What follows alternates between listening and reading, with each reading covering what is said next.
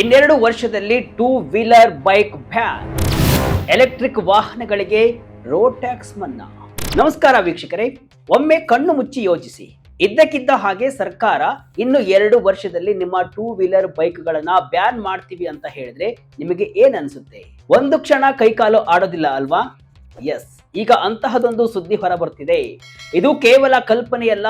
ಭಾರತದ ರಾಜಧಾನಿ ದೆಹಲಿಯಲ್ಲಿ ಇಂತಹದೊಂದು ಕ್ರಾಂತಿಕಾರಿ ಮತ್ತು ಅಷ್ಟೇ ಆಘಾತಕಾರಿ ನಿರ್ಧಾರ ಜಾರಿಗೆ ಬರ್ತಿದೆ. 2028ರಿಂದ ಪೆಟ್ರೋಲ್ ಹಾಗೂ ನ್ಯಾಚುರಲ್ ಗ್ಯಾಸ್ ಅಲ್ಲಿ ಓಡಾಡುವಂತಹ ಟೂ ವೀಲರ್ಗಳ ರಿಜಿಸ್ಟ್ರೇಷನ್ ಅನ್ನೇ ನಿಲ್ಲಿಸುವ ಬಗ್ಗೆ ಯೋಚಿಸಲಾಗ್ತಿದೆ.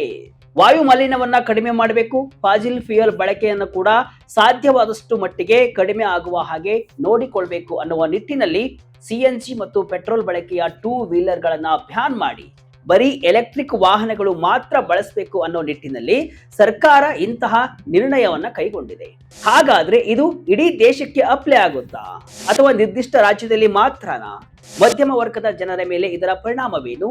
ಅಲ್ಲಿ ನಿಜವಾಗ್ಲೂ ಆಗ್ತಿರೋ ಸಮಸ್ಯೆ ಏನು? ಅದಕ್ಕೆ ಪೆಟ್ರೋಲ್ ಹಾಗೂ ಸಿಎನ್ಜಿ ಬಳಕೆಯ ಟೂ ವೀಲರ್ ನಿಷೇಧ ಅನ್ನೋದು ಪರಿಹಾರ ಆಗುತ್ತಾ?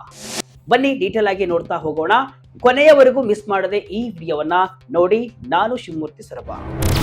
ದೆಹಲಿಯಲ್ಲಿ ವಾಯು ಮಾಲಿನ್ಯ ಸಮಸ್ಯೆ, ಟೂ ವೀಲರ್ ಬೈಕ್ ಬ್ಯಾನ್ಗೆ ಪ್ಲಾನ್. ವೀಕ್ಷಕರೇ, ದೆಹಲಿಯನ್ನ ಕಾಡುತ್ತಿರುವಂತಹ ಅತಿ ದೊಡ್ಡ ಸಮಸ್ಯೆ ಅಂದ್ರೆ ಅದು ವಾಯು ಮಾಲಿನ್ಯ. ಭಾರತದಲ್ಲಿ ಮಾತ್ರವಲ್ಲ, ಇಡೀ ಜಗತ್ತಿನಲ್ಲಿ ಅತಿ ಹೆಚ್ಚು ವಾಯು ಮಾಲಿನ್ಯವನ್ನ ಹೊಂದಿರುವ ನಗರ ಅಂದ್ರೆ ಅದು ದೆಹಲಿ. ಇಲ್ಲಿ ಯಾಕೆ ಇಷ್ಟೊಂದು ವಾಯು ಮಾಲಿನ್ಯ ಆಗುತ್ತೆ ಅಂದ್ರೆ ನಗರದಲ್ಲಿರುವಂತಹ ವಾಹನಗಳು, ದೆಹಲಿಯ ಸುತ್ತಮುತ್ತ ಇರುವಂತಹ ಕಾರ್ಖಾನೆಗಳು, ಉತ್ತರ ಪ್ರದೇಶ ಮತ್ತು ಹರಿಯಾಣಗಳಲ್ಲಿನ ರೈತರು ತಮ್ಮ ಹೊಲಗಳಿಗೆ ಹಾಕುವಂತಹ ಬೆಂಕಿ ಹಾಗೂ ಅದರಿಂದ ಏಳುವ ಹೊಗೆ ಮತ್ತು ಧೂಳು, ಹೀಗೆ ಸಾಕಷ್ಟು ಕಾರಣಗಳು ಇವೆ. ಚಳಿಗಾಲ ಬಂತು ಅಂದ್ರೆ ದೆಹಲಿಯಲ್ಲಿ ಮಂಚಿನ ಜೊತೆ ಹೊಗೆ ಸೇರಿ ಇನ್ನಷ್ಟು ಅಪಾಯಕಾರಿ ಹಂತಕ್ಕೆ ತಲುಪುತ್ತೆ. ವಿಮಾನಗಳು ಲ್ಯಾಂಡ್ ಆಗುವುದಕ್ಕೆ, ಟೇಕ್ ಆಫ್ ಆಗುವುದಕ್ಕೂ ಕೂಡ ಇದು ಸಮಸ್ಯೆಯನ್ನ ಉಂಟು ಮಾಡುತ್ತೆ. ಇದಕ್ಕೆ ಪರಿಹಾರವನ್ನ ಕಂಡುಕೊಳ್ಳಿ ಅಂತ ಸಾಕಷ್ಟು ವರ್ಷಗಳಿಂದ ಸುಪ್ರೀಂ ಕೋರ್ಟ್ ಹಾಗೂ ಹೈಕೋರ್ಟ್ ರಾಜ್ಯ ಸರ್ಕಾರಗಳಿಗೆ ನಿರ್ದೇಶನಗಳನ್ನ ಕೊಡುತ್ತಲೇ ಬರುತ್ತವೆ. ಈ ಹಿಂದೆ ನಗರದಲ್ಲಿ ಸಮ ಮತ್ತು ಬೆಸ ಸಂಖ್ಯೆಯ ವಾಹನಗಳನ್ನು ಕೂಡ ದಿನ ಬಿಟ್ಟು ದಿನ ಓಡಾಡುವಂತೆ ಮಾಡಲಾಯಿತು. ಆ ಮೂಲಕ ರಸ್ತೆಯಲ್ಲಿ ಓಡಾಡುವಂತಹ ವಾಹನಗಳ ಸಂಖ್ಯೆಯನ್ನ ಅರ್ಧಕ್ಕೆ ಇಳಿಸುವ ಪ್ರಯತ್ನ ಕೂಡ ನಡೆಯಿತು. ಹಾಗೆ 10 ವರ್ಷಕ್ಕೂ ಹಳೆಯ ವಾಹನಗಳನ್ನ ದೆಹಲಿ ನ್ಯಾಷನಲ್ ಕ್ಯಾಪಿಟಲ್ ರೀಜನ್ ನಿಂದ ಬ್ಯಾನ್ ಮಾಡಲಾಯಿತು. ಅಲ್ಲಿ ಪೆಟ್ರೋಲ್ ಮತ್ತು ಸಿಎನ್ಜಿ ವಾಹನಗಳಿಗೆ ಹೆಚ್ಚಿನ ಒತ್ತನ್ನು ಕೂಡ ಕೊಡಲಾಯಿತು. ಡೀಸೆಲ್ ವಾಹನಗಳಿಗೆ ಮುಕ್ತಿ ಕೊಡೋದಕ್ಕೆ ನಿರ್ಧಾರವನ್ನು ಕೂಡ ಮಾಡಲಾಯಿತು. ಅದರ ಜೊತೆ ಎಲೆಕ್ಟ್ರಿಫಿಕೇಶನ್ಗೆ ಹೆಚ್ಚು ಒತ್ತನ್ನು ಕೊಡಲಾಯಿತು. ದೆಹಲಿ ಸುತ್ತಮುತ್ತ ಇರೋ ರೈತರಿಗೆ ಕಬ್ಬಿನ ಕಸಕ್ಕೆ ಬೆಂಕಿ ಹಾಕಬೇಡಿ ಅಂತಾನು ಕೂಡ ಹೇಳಲಾಯಿತು. ಇಷ್ಟಾದ್ರೂ ದೆಹಲಿಯಲ್ಲಿನ ಮಾಲಿನ್ಯ ಮಾತ್ರ ಕಡಿಮೆ ಆಗಲಿಲ್ಲ. ದೆಹಲಿಯಲ್ಲಿ ಅತ್ಯಂತ ಕೆಟ್ಟ ದಿನಗಳಲ್ಲಿ AQI ಲೆವೆಲ್ 491 ಮುಟ್ಟುತ್ತೆ ಅಂದ್ರೆ ನೀವೇ ಊಹೆ ಮಾಡಿಕೊಳ್ಳಿ ಎಷ್ಟು ವಾಯು ಮಾಲಿನ್ಯ ಆಗಿದೆ ಅಂತ. ಸೊ ಅದನ್ನ ಕಂಟ್ರೋಲ್ ಮಾಡಲು ದೆಹಲಿಯ ಸರ್ಕಾರ ಒಂದು ಮಹಾಸ್ತ್ರವನ್ನ ಪ್ರಯೋಗಿಸಲು ಈಗ ಮುಂದಾಗಿದೆ. ಏನಿದು ದೆಹಲಿ ಸರ್ಕಾರದ ಹೊಸ ಯೋಜನೆ? 2028ರಿಂದ ಪೆಟ್ರೋಲ್ ಟೂ ವೀಲರ್ ಬಂದ್. ಇನ್ನು ಇಲ್ಲಿ ದೆಹಲಿ ಸರ್ಕಾರದ ಹೊಸ ಪ್ಲಾನ್ ಏನು ಅನ್ನೋದನ್ನ ನೋಡುವುದಾದ್ರೆ 2028ರ ನಂತರ ಪೆಟ್ರೋಲ್ ಹಾಗೂ ಡೀಸೆಲ್ ನಿಂದ ಓಡಾಡುವಂತಹ ದ್ವಿಚಕ್ರ ವಾಹನಗಳನ್ನ ಸಂಪೂರ್ಣವಾಗಿ ನಿಲ್ಲಿಸಲು ಪ್ಲಾನ್ ಮಾಡಿದೆ. 2028ರ ಏಪ್ರಿಲ್ 1ನೇ ತಾರೀಕಿನಿಂದ ದೆಹಲಿಯಲ್ಲಿ ಕೇವಲ ಎಲೆಕ್ಟ್ರಿಕ್ ದ್ವಿಚಕ್ರ ವಾಹನಗಳನ್ನ ಮಾತ್ರ ರಿಜಿಸ್ಟರ್ ಮಾಡಲಾಗುತ್ತೆ. ದೆಹಲಿ ಸರ್ಕಾರವು ಇತ್ತೀಚೆಗೆ ಕರಡು ದೆಹಲಿ ಎಲೆಕ್ಟ್ರಿಕ್ ವಾಹನ ನೀತಿ 2026-2030 ಬಿಡುಗಡೆ ಮಾಡಿದೆ. ಈ ನೀತಿಯ ಅನ್ವಯ ಏಪ್ರಿಲ್ 1, 2028ರಿಂದ ದೆಹಲಿಯಲ್ಲಿ ಹೊಸ ಪೆಟ್ರೋಲ್ ಮತ್ತು ಸಿಎನ್ಜಿ ಚಾಲಿತ ದ್ವಿಚಕ್ರ ವಾಹನಗಳ ನೋಂದಣಿಯನ್ನ ಸಂಪೂರ್ಣವಾಗಿ ನಿಷೇಧಿಸಲು ಪ್ರಸ್ತಾಪಿಸಲಾಗಿದೆ. ಅಂದ್ರೆ ಇನ್ನ 2 ವರ್ಷಗಳ ನಂತರ ನೀವು ದೆಹಲಿಯ ಯಾವುದೇ ಶೋರೂಮ್ಗೆ ಹೋದ್ರೂ ಕೂಡ ಹೊಸ ಪೆಟ್ರೋಲ್ ಬೈಕ್ ಖರೀದಿಸಲು ಸಾಧ್ಯವಾಗುವುದಿಲ್ಲ. ಕೇವಲ ಎಲೆಕ್ಟ್ರಿಕ್ ವಾಹನಗಳು ಮಾತ್ರ ಖರೀದಿಗೆ ಲಭ್ಯವಿರುತ್ತೆ.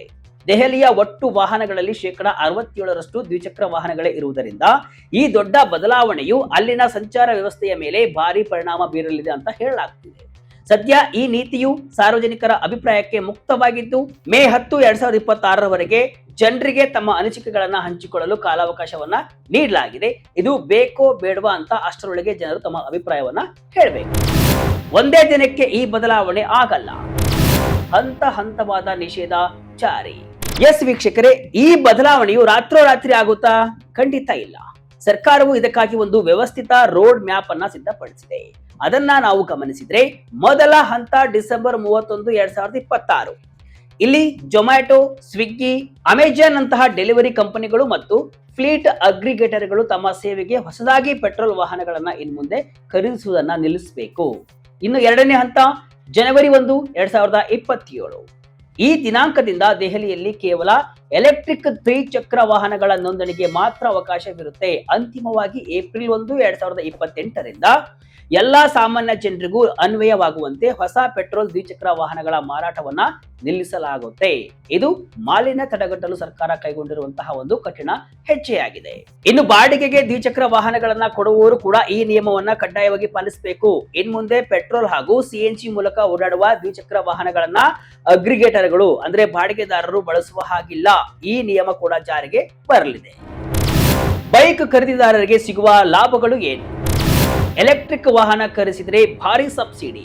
ಎಸ್, ಸರ್ಕಾರ ಕೇವಲ ಬ್ಯಾನ್ ಅನ್ನ ಹೇರ್ತಾ ಇಲ್ಲ, ಬದಲಿಗೆ ಎಲೆಕ್ಟ್ರಿಕ್ ವಾಹನಗಳತ್ತ ಜನರನ್ನ ಸೆಳೆಯಲು ಭಾರಿ ರಿಯಾಯಿತಿಗಳನ್ನ ನೀಡ್ತಾ ಇದೆ. 2,25,000 ರೂಪಾಯಿ ಒಳಗಿನ ಎಲೆಕ್ಟ್ರಿಕ್ ದ್ವಿಚಕ್ರ ವಾಹನಗಳಿಗೆ ಬ್ಯಾಟರಿ ಸಾಮರ್ಥ್ಯದ ಆಧಾರದ ಮೇಲೆ ಪ್ರತಿ ಕಿಲೋವ್ಯಾಟ್ ಅವರಿಗೆ 10,000 ರೂಪಾಯಿಯಂತೆ, ಗರಿಷ್ಠವಾಗಿ ನೋಡುವುದಾದ್ರೆ 30,000 ರೂಪಾಯಿ ಸಬ್ಸಿಡಿ ಸಿಗಲಿದೆ. ಒಂದು ವೇಳೆ ನಿಮ್ಮ ಹಳೆಯ ಪೆಟ್ರೋಲ್ ವಾಹನವನ್ನ ಗುಜರಿಗೆ ಹಾಕಿ ಹೊಸ ಇವಿ ಖರೀದಿಸಿದ್ರೆ ದ್ವಿಚಕ್ರ ವಾಹನಗಳಿಗೆ 10,000 ರೂಪಾಯಿ ಹೆಚ್ಚುವರಿ ಬೋನಸ್ ಸಿಗಲಿದೆ. ಇನ್ನು 30 ಲಕ್ಷ ರೂಪಾಯಿವರೆಗಿನ ಎಲೆಕ್ಟ್ರಿಕ್ ವಾಹನಗಳಿಗೆ ರಸ್ತೆ ತೆರಿಗೆ ಮತ್ತು ನೋಂದಣಿ ಶುಲ್ಕವನ್ನ ಸರ್ಕಾರ ಸಂಪೂರ್ಣವಾಗಿ ಮನ್ನಾ ಮಾಡಿದೆ, ಅಂದ್ರೆ ಕಾರುಗಳಿಗೆ. ಇನ್ನು ಆಟೋ ರಿಕ್ಷಾಗಳ ರಿಜಿಸ್ಟ್ರೇಷನ್ 2027ರಿಂದಲೇ ನಿಲ್ಲಿಸಲಾಗುತ್ತೆ. ಎಲೆಕ್ಟ್ರಿಕ್ ಆಟೋಗಳಿಗೆ 25ರಿಂದ 50,000 ರೂಪಾಯಿವರೆಗೆ ಸಬ್ಸಿಡಿ ಸಿಗುತ್ತೆ. ಇದು ಮಧ್ಯಮ ವರ್ಗದವರಿಗೆ ಆರ್ಥಿಕವಾಗಿ ಸ್ವಲ್ಪ ನೆರವು ನೀಡಬಹುದು. ಇನ್ನು 2029ರಲ್ಲಿ ಈ ಸಬ್ಸಿಡಿ ಮೊತ್ತವನ್ನ 20,000ಕ್ಕೆ ಇಳಿಸಲಾಗುತ್ತೆ. ಅದರ ಮುಂದಿನ ವರ್ಷ ಇದು 10,000ಕ್ಕೆ ಇಳಿಯುತ್ತೆ ಅನ್ನೋ ಮಾಹಿತಿ ಕೂಡ ಹೊರಬಿದ್ದಿದೆ.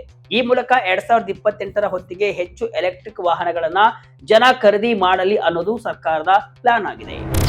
ಚಾರ್ಜಿಂಗ್ ಸಮಸ್ಯೆ, ಮೂಲ ಸೌಕರ್ಯದ ಸವಾಲು. ಎಲೆಕ್ಟ್ರಿಕ್ ವಾಹನಗಳ ಬಗ್ಗೆ ಮಾತನಾಡುವಾಗ ಎಲ್ಲರಿಗೂ ಬರುವ ಮೊದಲ ಆತಂಕವಂದ್ರೆ ಚಾರ್ಜಿಂಗ್ ಸಮಸ್ಯೆ. ಮಧ್ಯ ರಸ್ತೆಯಲ್ಲಿ ಬೈಕ್ ನಿಂತರೆ ಏನ್ ಮಾಡುವುದು ಎಂಬುದು ಜನರ ಪ್ರಶ್ನೆ. ಇದನ್ನ ಮನಗಂಡಿರುವಂತಹ ದೆಹಲಿ ಸರ್ಕಾರ ಪ್ರಸ್ತುತ ಇರುವಂತಹ 9,000 ಚಾರ್ಜಿಂಗ್ ಸ್ಟೇಷನ್ಗಳನ್ನ 2030ರ ವೇಳೆಗೆ 36,000ಕ್ಕೆ ಹೆಚ್ಚಿಸುವ ಗುರಿಯನ್ನ ಹೊಂದಿದೆ. ಇದಕ್ಕಾಗಿ 1,000 ಕೋಟಿ ರೂಪಾಯಿಗಳ ಬೃಹತ್ ನಿಧಿಯನ್ನು ಕೂಡ ಮೀಸಲಿಟ್ಟಿದೆ. ಮನೆಗಳಲ್ಲಿ, ಅಪಾರ್ಟ್ಮೆಂಟ್ಗಳಲ್ಲಿ ಮತ್ತು ಕಚೇರಿಗಳಲ್ಲಿ ಚಾರ್ಜಿಂಗ್ ವ್ಯವಸ್ಥೆ ಕಲ್ಪಿಸಲು ಈ ಹಣವನ್ನ ಬಳಸಲಾಗುತ್ತೆ. ಆದರೆ ಇದು ಕಾರ್ಯರೂಪಕ್ಕೆ ಬರಲು ಎಷ್ಟು ಸಮಯ ಹಿಡಿಯುತ್ತೆ ಎಂಬುದೇ ಕೂಡ ಸದ್ಯದ ಕುತೂಹಲ. ಎಲೆಕ್ಟ್ರಿಕ್ ವಾಹನ ನಿಜವಾಗಿಯೂ ಪರಿಸರ ಸ್ನೇಹಿಯ? ಇಲ್ಲಿ ಒಂದು ಪ್ರಮುಖ ವಿಚಾರವನ್ನ ನಾವು ಗಮನಿಸಲೇಬೇಕು. ಎಲೆಕ್ಟ್ರಿಕ್ ವಾಹನಗಳು ಹೊಗೆ ಉಗುಳುವುದಿಲ್ಲ ನಿಜ, ಆದ್ರೆ ಇವುಗಳಿಗೆ ಬೇಕಾದ ವಿದ್ಯುತ್ ಎಲ್ಲಿಂದ ಬರುತ್ತೆ? ಭಾರತದಲ್ಲಿ ತಯಾರಾಗುವಂತಹ 75% ವಿದ್ಯುತ್ ಇಂದಿಗೂ ಕಲ್ಲಿದ್ದಿನಿಂದಲೇ ಬರುತ್ತೆ. ಅಂದ್ರೆ ವಾಹನಗಳಲ್ಲಿ ಪೆಟ್ರೋಲ್ ಉಳಿಸಿದ್ರೂ ಕೂಡ ವಿದ್ಯುತ್ ಕೇಂದ್ರಗಳಲ್ಲಿ ಕಲ್ಲಿದ್ದಲು ಸುಡುವ ಮೂಲಕ ಮಾಲಿನ್ಯ ಆಗುತ್ತಲೇ ಇರುತ್ತೆ. ಅಷ್ಟೇ ಅಲ್ಲದೆ ಎಲೆಕ್ಟ್ರಿಕ್ ವಾಹನಗಳ ಪ್ರಮುಖ ಭಾಗವಾದ ಲಿಥಿಯಂ ಬ್ಯಾಟರಿಗಳಿಗಾಗಿ ನಾವು ಚೀನಾದ ಮೇಲೆ ಹೆಚ್ಚು ಅವಲಂಬಿತರಾಗಿದ್ದೇವೆ.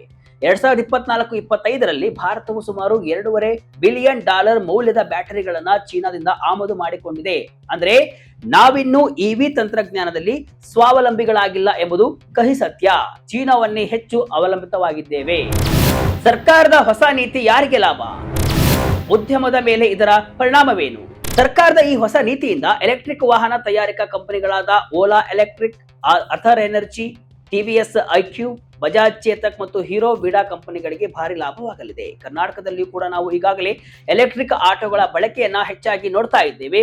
ಚಾಲಕರ ಪ್ರಕಾರ ಪೆಟ್ರೋಲ್ ವಾಹನಗಳಿಗೆ ಹೋಲಿಸಿದ್ರೆ ಇವಿಗಳ ನಿರ್ವಹಣಾ ವೆಚ್ಚ ತುಂಬಾ ಕಡಿಮೆ ಇರುತ್ತೆ. ಆದ್ರೆ ಆರಂಭಿಕ ಖರೀದಿ ಬೆಲೆ ಜಾಸ್ತಿ ಇರುವುದು ಇಂದಿಗೂ ಒಂದು ಅಡೆತಡೆಯಾಗಿದೆ. ದೆಹಲಿ ಸರ್ಕಾರದ ಈ ನಿರ್ಧಾರವು ಇತರ ರಾಜ್ಯಗಳಿಗೂ ಒಂದು ಮಾದರಿ ಆಗಬಹುದು ಅಥವಾ ಎಚ್ಚರಿಕೆಯ ಗಂಟೆಯೂ ಆಗಬಹುದು. ಎಲೆಕ್ಟ್ರಿಕ್ ವಾಹನಗಳನ್ನ ಚಾರ್ಜ್ ಮಾಡೋದಕ್ಕೆ ಬೇಕಾದ ವ್ಯವಸ್ಥೆಗಳೇ ನಮ್ಮಲ್ಲಿ ಇನ್ನೂ ಸರಿಯಾಗಿ ಆಗಿಲ್ಲ. ಹಾಗಾಗಿ ಪೂರ್ತಿ ಎಲೆಕ್ಟ್ರಿಕ್ ವೆಹಿಕಲ್ಸ್ಗೆ ಶಿಫ್ಟ್ ಆಗುವ ಮೊದಲು ಅದಕ್ಕೆ ಬೇಕಾದ ಮೂಲಭೂತ ವ್ಯವಸ್ಥೆಗಳನ್ನು ಕೂಡ ಮಾಡಬೇಕಾಗುತ್ತೆ. ಒಟ್ಟಾರೆಯಾಗಿ ಹೇಳುವುದಾದ್ರೆ ದೆಹಲಿ ಸರ್ಕಾರದ ಈ ನಿರ್ಧಾರವು ಪರಿಸರದ ದೃಷ್ಟಿಯಿಂದ ಒಳ್ಳೆಯದೋ ಅಥವಾ ಸಾಮಾನ್ಯ ಜನರ ಆರ್ಥಿಕ ಹೊರೆಯ ದೃಷ್ಟಿಯಿಂದ ಕೆಟ್ಟದ್ದೋ ಎಂಬ ಚರ್ಚೆ ಇನ್ನೂ ಮುಂದುವರಿಯಲಿದೆ. ನೆನಪಿಡಿ, ಈ ನಿಯಮವು ಕೇವಲ ಹೊಸ ವಾಹನಗಳ ನೋಂದಣಿಗೆ ಮಾತ್ರ ಅನ್ವಯಿಸುತ್ತೆ. ಈಗ ನಿಮ್ಮ ಬಳಿ ಇರುವಂತಹ ಪೆಟ್ರೋಲ್ ವಾಹನಗಳನ್ನ 2028ರ ನಂತರವೂ ಕೂಡ ಅವುಗಳ ಅವಧಿ ಮುಗಿಯುವವರೆಗೂ ಬಳಸಲು ಯಾವುದೇ ಅಡ್ಡಿ ಇಲ್ಲ. ಇಡೀ ದೇಶಕ್ಕೆ ಇದು ಸದ್ಯಕ್ಕೆ ಅನ್ವಯ ಆಗದಿದ್ರೂ ಕೂಡ ಮುಂದಿನ ದಿನಗಳಲ್ಲಿ ಬೆಂಗಳೂರಿನಂತಹ ನಗರಗಳಲ್ಲೂ ಕೂಡ ಇಂತಹ ನಿಯಮ ಬಂದರೂ ಅಚ್ಚರಿಯನ್ನು ಪಡಬೇಕಾಗಿಲ್ಲ. ವೀಕ್ಷಕರೇ, ನಿಮ್ಮ ಅಭಿಪ್ರಾಯವೇನು? ಸರ್ಕಾರ ಪೆಟ್ರೋಲ್ ಬೈಕ್ ಬ್ಯಾನ್ ಮಾಡುವುದು ಸರಿನಾ? ನೀವು ಎಲೆಕ್ಟ್ರಿಕ್ ವಾಹನ ಬಳಸ್ತಾ ಇದ್ರೆ ನಿಮ್ಮ ಅನುಭವ ಹೇಗಿದೆ? ಕಮೆಂಟ್ ಮೂಲಕ ತಿಳಿಸಿ. ಇದಿಷ್ಟು ಇವತ್ತಿನ ವಿಶೇಷ.